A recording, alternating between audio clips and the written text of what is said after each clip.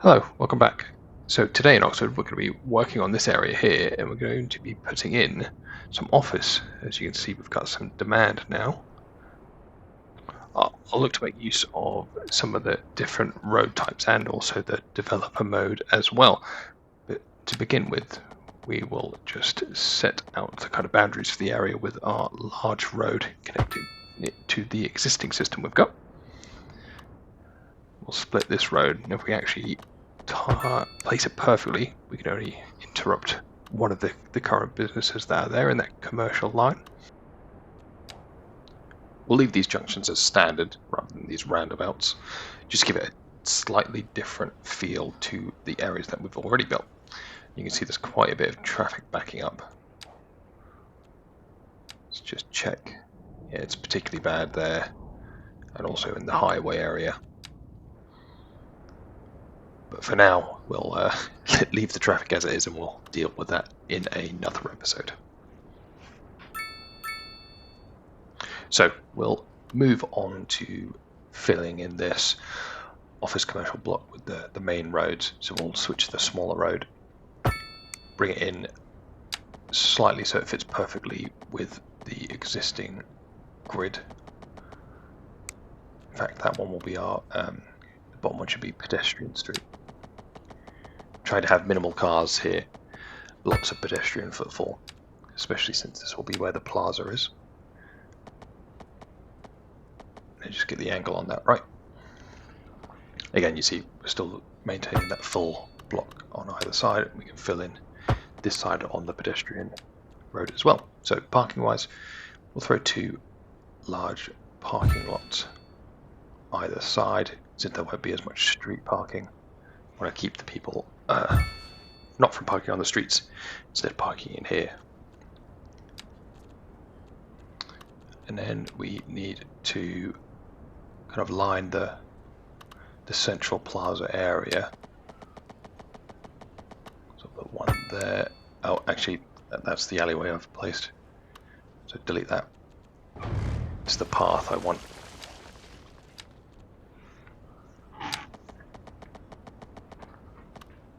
Yep, so line that path there, and we do want the zebra or the crossings both sides, so that people can get across from the parking lots, and then we'll go straight into the developer mode. Now, if you're not sure how to get developer mode on, there's quite a few easy tutorials online. If you just Google it, it's very quick and simple to do. But once you do that, then you have availability of all the assets in the game to place. And the first one we'll work with is the pavement surfaces. And in fact, just to get the right, because I want to kind of split this area up into multiple parts within the plaza. So if I actually use these roads to measure out 64 meters each way, I can then use that just roughly to try and get the right distance on here. Now really I should have started at the top, but there we are. This is only just to get a rough idea. So you can see with the developer tool you can do things like this and fill in surface areas using the surfaces available in the game. So we do the same on this left hand side as well. See, from a distance looks perfectly equal. And if I maybe do 40 meters further, yep, so we can use that to mark up our next section. That takes some getting used to in terms of what you should be searching for the developer tool, but you can actually mark favorites as well, and once you've used it a little bit, it does actually become quite easy. So again, use the pavement surface 1 here, kind of filling in that block in the middle. Again, and then we'll just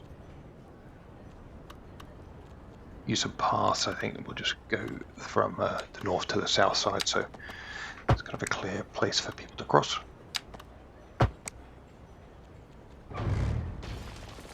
Just see if I can move that one slightly further over.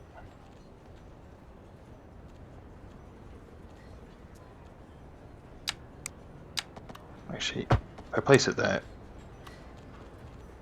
can always come back and adjust these surfaces just by having a surface selected in the developer mode, highlighting over the area, and then you can adjust all of the nodes, kind of similar to what you would in many of the industrial tools. We can get rid of those roads and fill in a few more north-south paths.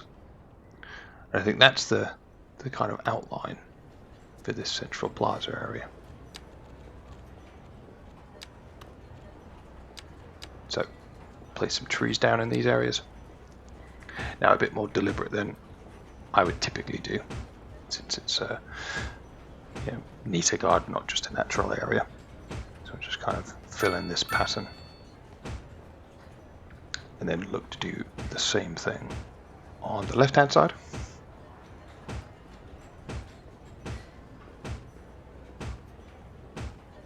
Now again, they're not going to be perfectly lined up, but from a distance it shouldn't be an issue at all. Then we'll go 3 trees down the middle and 3 trees down the middle here. So yeah, see, from a distance, looks fine. Don't really have the tools to align them up perfectly without taking a long time. So a couple of other assets to add in here.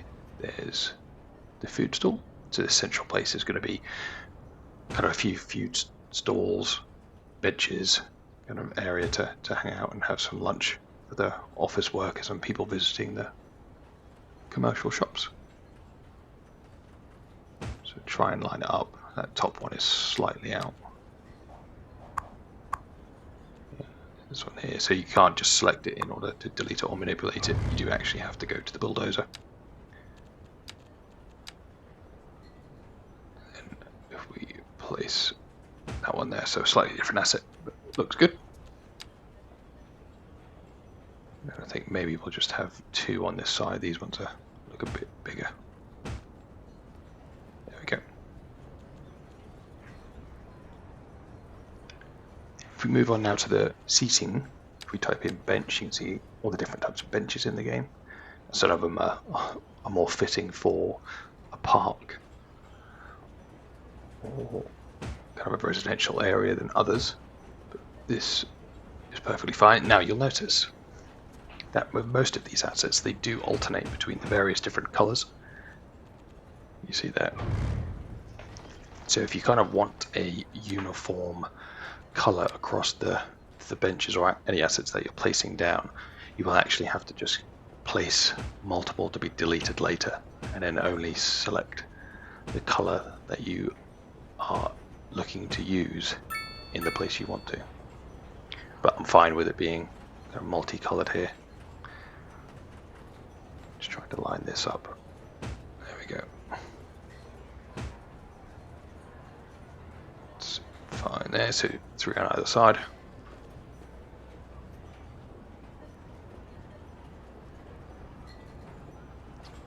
And then gazebo. We place 1 in the center of either place, so it gives a bit of cover, a few more bench areas to eat. And then we can place some bins. See, we've got kind of bigger bin for the food stalls. We can place that centrally there. And then we've got some small bins for people to use, throw their lunch in around the food stalls.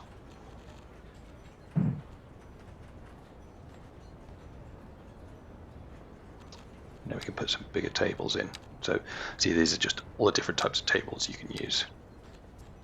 But we kind of want more of a bench kind of set. Just flicking through, seeing. Ah, there we go. This is more what we're looking for. So we place some of these down the center.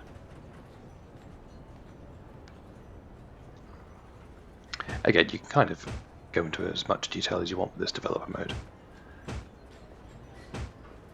But personally, I feel like using any amount of them kind of does bring the city to life a little bit, because it's not using the kind of generic assets that the game comes with.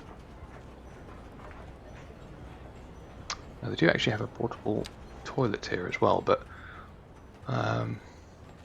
It doesn't look ideal. If it was a small toilet block, then maybe we'd throw it in there.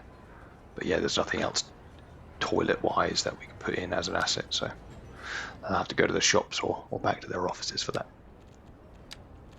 So we start to zone some of this area. Now, it's going to have to stay the only office type we have, small, for the time being.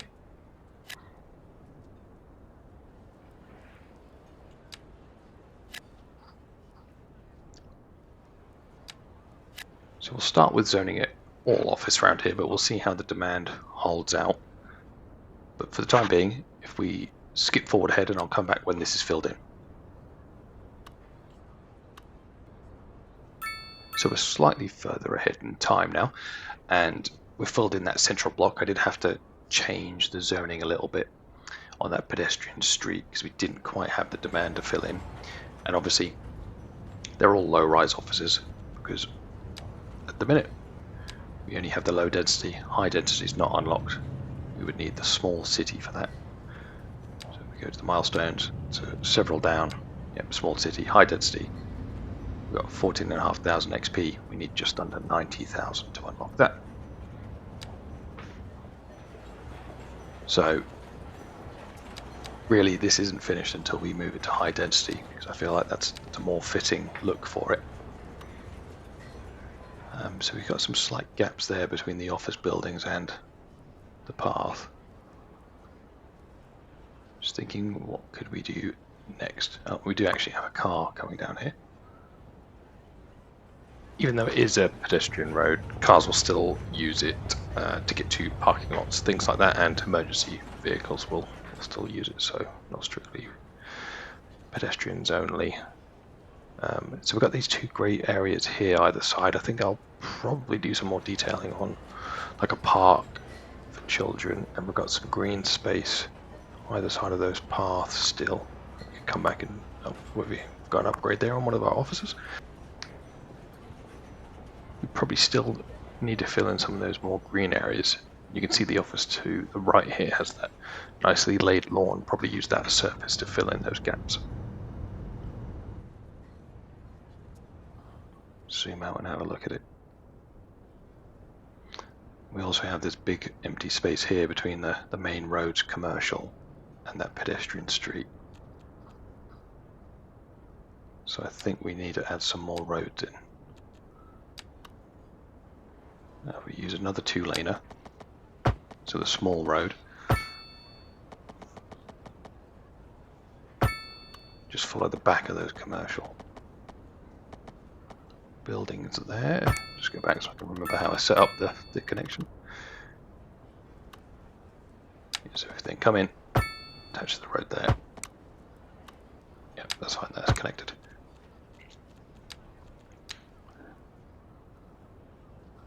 Now if we actually just use commercial on that back building there, or the back road rather, you can see that we've still got quite a lot of demand on commercials that will fill in fairly quickly. Just connect it there from the main street.